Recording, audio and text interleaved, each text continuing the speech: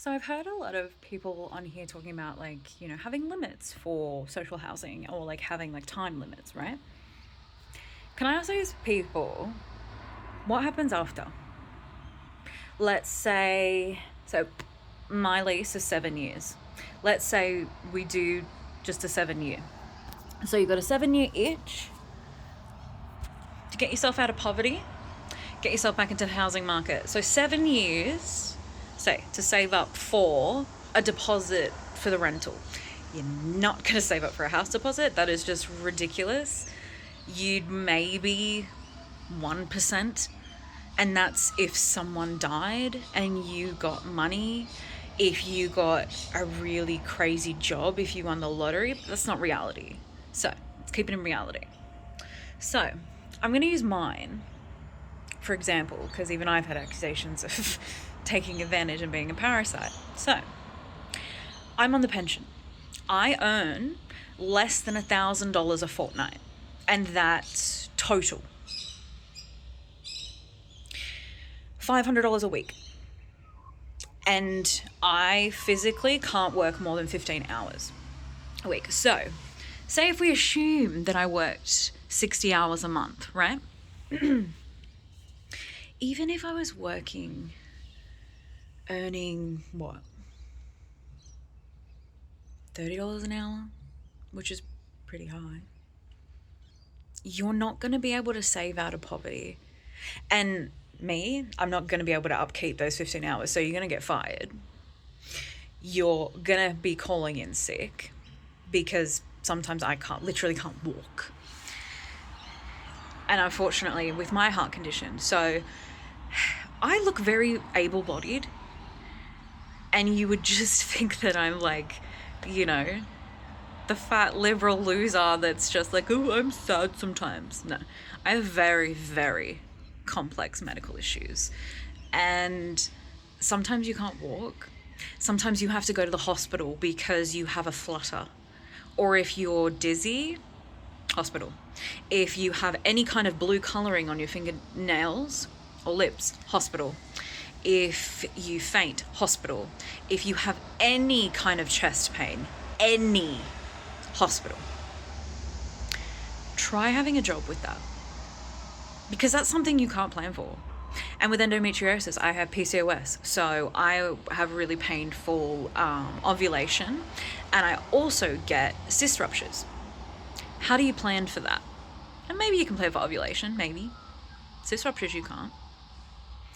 And I'm telling you right now, a cyst rupture, it's one of the worst pains you can be in. And the amount of men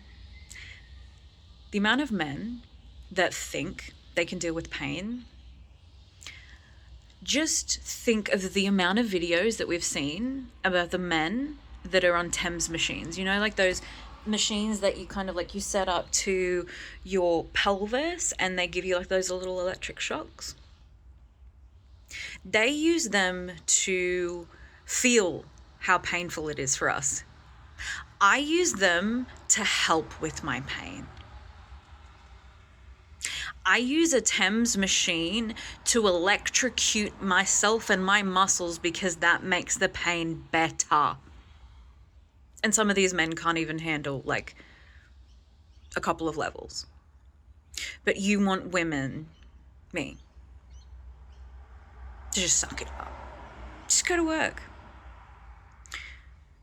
Can I ask you what kind of value that person has as an employee? Would you hire somebody like that?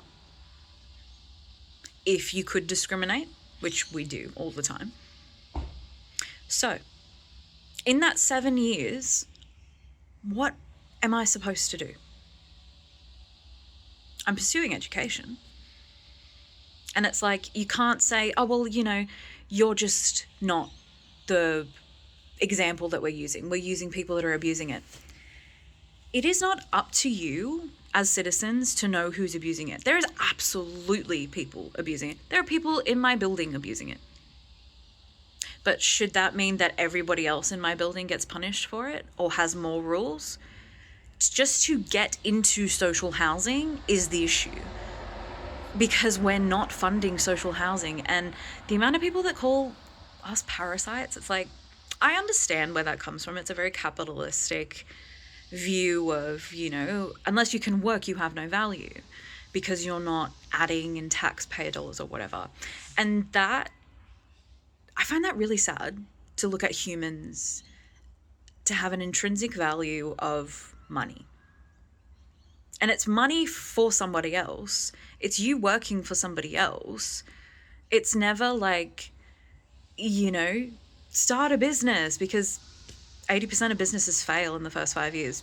The owner doesn't take an income in the first 5 years.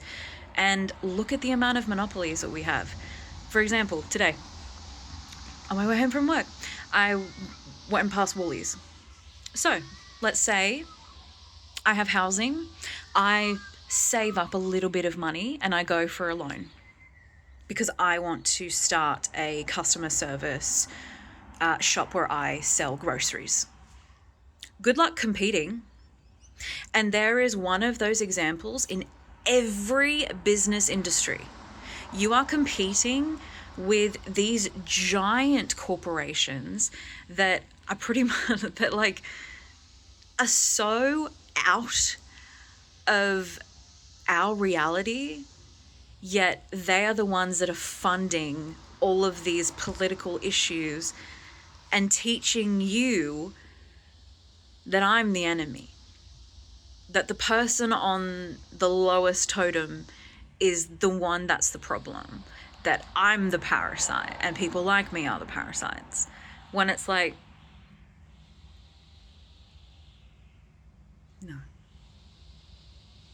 And it sucks. It comes from wanting to punish people. And it's not, and I know that sounds harsh, but it's a deep distrust and anger with the system, which is absolutely appropriate. Our system doesn't work. Our system is broken. However, every single country is going through that right now. This is not an our country issue. This is not an immigrant issue. This is not poverty poor people are using and abusing.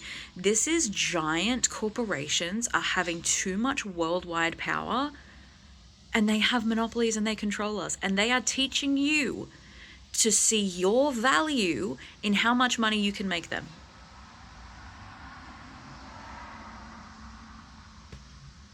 And I mean, if you want to go to the value in humans, their money-making potential, or their money-making potential for an employer right now, there goes your abortion argument. They won't be able to earn money for at least 15 years. What a fucking parasite.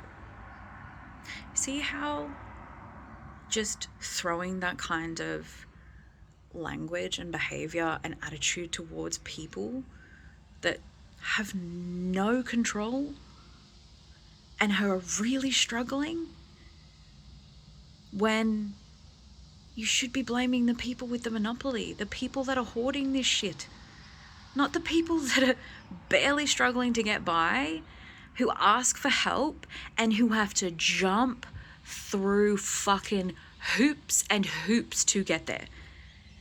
Getting into social housing is not easy. It took me 2 years of being in temporary housing, and I was technically, which is legally homeless. So I had an 18-month lease. and that was with a domestic violence charity. They were incredibly helpful. I had a studio, and I went to TAFE. I was starting to work, and I worked hard. And I had all my medical shit. The amount of specialists I had to pay out of pocket just to go get all of these documents. Ridiculous. But I did it. And I'm still a parasite, apparently. But so are all humans, like, really. We're all fucking parasites of this planet. Anywho, good chat.